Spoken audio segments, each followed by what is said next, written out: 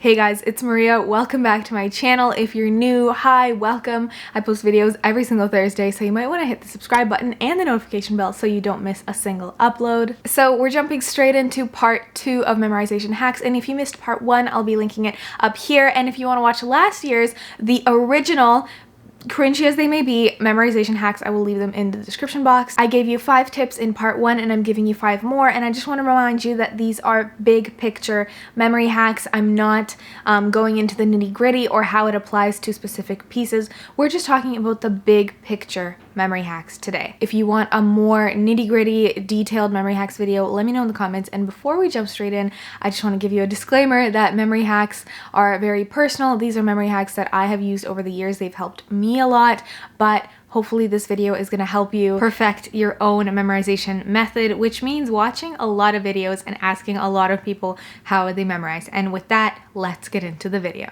So tip number 1, and this may seem really weird, not many people do this, and I am not sure why because it is so helpful. I've been doing it for years, is to play your piece on the lid of your piano. But there's a catch. You actually have to play it with the exact fingerings and rhythm that you would play normally when you're playing your piece.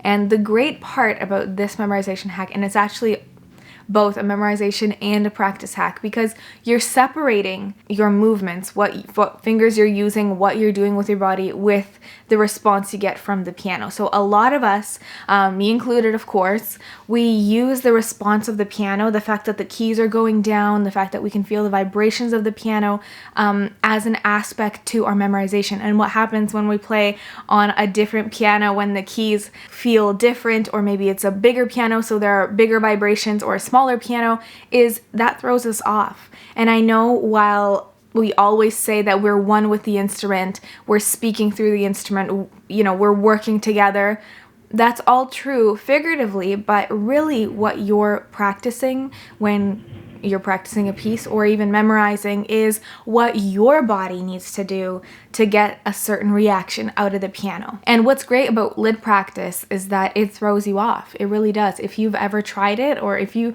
go to your piano and try it right now, your fingers won't necessarily remember what order they're supposed to play in or what the rhythm is.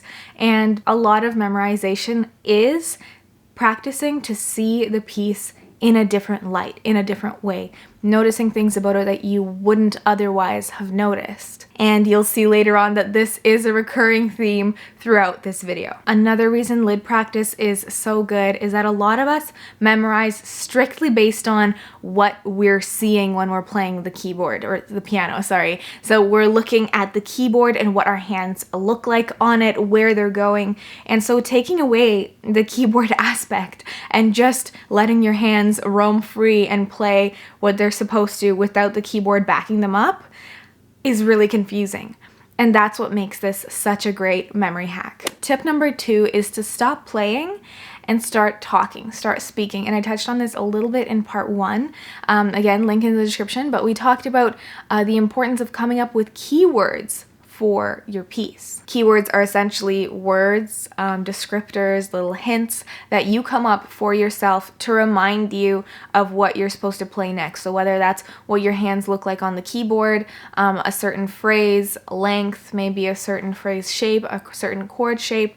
And one thing that keywords are great for is mental practice and mental memorization. So if your hands are feeling done for the day, but your mind is still active, this is a great way to keep practicing your memory without tiring out your hands anymore. And the difference between traditional score studying, which is when you just open your score and listen to a recording, or sometimes you just do some analysis on the score, you're actually going to be practicing your keywords with the score, which you wrote in yourself. So essentially what you're doing is memorizing the chain of keywords, one after the other, that's later on going to translate, maybe in the next day, in the next few days, is going to translate back onto the piano. And usually I like to do this by the piano so I can fix up a little bit of keywords here and there, or even check my memory to see if the keyword still lines up with the correct section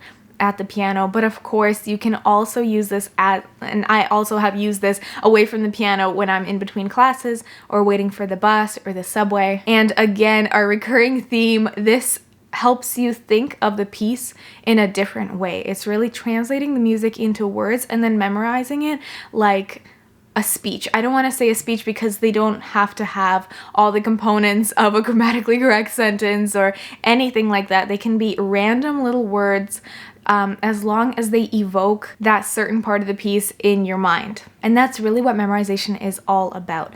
Thinking of your piece in as many different ways as possible and really overanalyzing it, because the last thing you want to happen to you when you're on stage is to start doubting yourself and to ask yourself questions about what comes next when it's already too late when you're in a performance.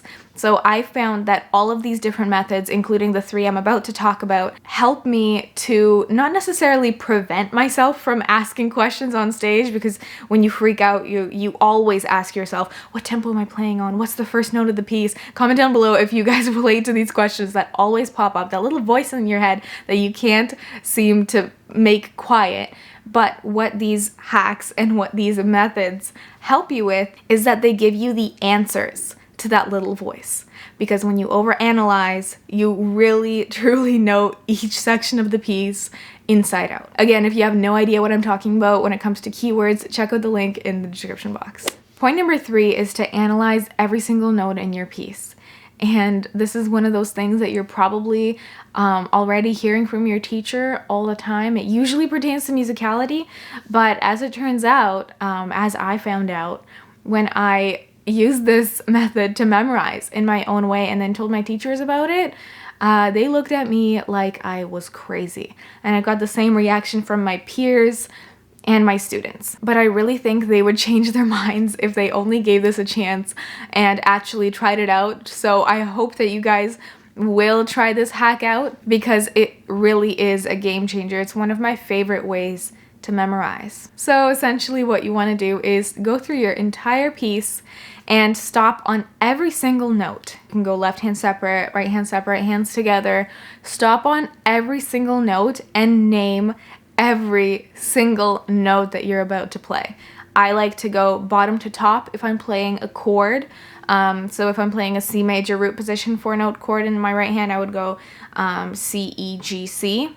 And as you can imagine, this takes a while. And in order not to overload your brain and totally give up on this method, I would recommend taking 1 page, maximum 2 pages a day and working through your piece in this way. I'm really gonna sound like a broken record here, but the overlying theme for this video is seeing your piece in a different way. And what better way to do that than to literally take a look under a magnifying glass at every single note that you are playing in the piece. And as I said before, this is very, very tedious, but at the same time, it requires a little to no creativity. But yet another reason why this method is so great, apart from the fact that you're literally making sure that you miss nothing, as long as you're paying attention and you're not overloading yourself. Again, don't try to go through your entire piece. First of all, it's going to take you many hours, and you're going to hate it by the end, because it really is taxing, at least for me. So as soon as you notice yourself getting tired out, of course mentally, and not retaining the information as much, that's your sign to stop and come back tomorrow. Because again, this method depends entirely on your ability to retain that new way of seeing this piece.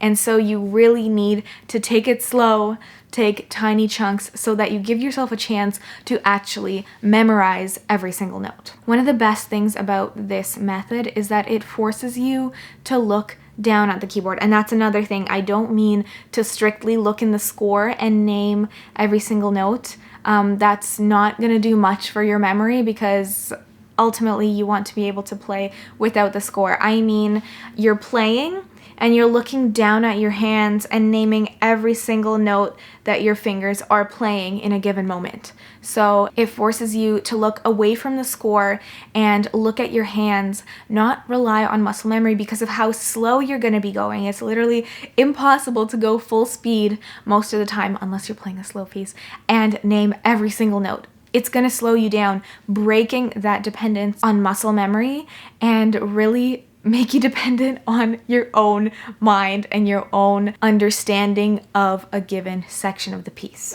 Okay, this video is full of really weird tips, so I'm really curious to hear what you guys will think of these. If you think I'm crazy or not for this. Tip number 4 is to listen to some music that is not your piece in your headphones while you're playing your piece. The only requirement here of what music you should listen to is the tempo. The tempo, the downbeats, probably even the meter should line up with the piece you're playing. Hear me out. This is similar to the tip I gave in part 1 where I recommended you guys listen to the piece you're trying to memorize, in that you're listening to a recording. But that's where the similarities end pretty much. You're gonna be listening to a recording while you're playing your piece, and this is so weird, but again, recurring theme. You're trying to find another way, a different way to conceptualize the piece you're trying to memorize. And in this case, you're taking away that auditory stimulus from hearing your piece. So see, we already took away what it feels like to play the piece on the keyboard by practicing on the lid. We already took away muscle memory by naming every single note in the piece. Now we're taking away what the piece sounds like when you're playing it, and this is not a good way to develop your musicality. Again, these tips are not how to develop your musicality. They are what you're supposed to do on top of all the other things you're gonna do, which is figuring out your phrasing, figuring out your sound production. All the musical things, all the musical decisions you want to make are separate from this video. This is strictly how to memorize your pieces video. So back to this tip, and I'm sorry about the noise, actually I don't know what's happening right now. We rely very heavily on what the piece sounds like when we're practicing, as we should. If it sounds bad, if your phrasing, again, is not thought through, or you have random accents in your playing, it's natural and expected of us as musicians to correct that and to work on having better phrasing so it sounds better. But that can also be our greatest downfall when it comes to having memory slips on stage. Because when we have a memory slip, when we forget a note, at the very least, a good way to describe it is it sounds bad. Unless you're really good at masking your mistakes, it sounds like a mistake. It's very bothersome to hear those wrong notes, and it can really affect your mental state when you're on stage, which you don't really want to happen. You want to be at your best, at your strongest mentally, in order to get back on track from any memory slip that you may face. And practicing to play your piece without necessarily hearing what it's sounding like is a great way to already start to detach from what your piece sounds like when you do this with your hands. When it comes to performance, you really, really sometimes wish you didn't care what it sounded like, because at the end of the day, when you put in those hours, there's really not much you can control about your performance. Your hands are just gonna go wherever you've trained them to go. And so it's nice to be able to detach as much as possible from what the piece sounds like, from that auditory stimulus. So again, tip number 4 is to practice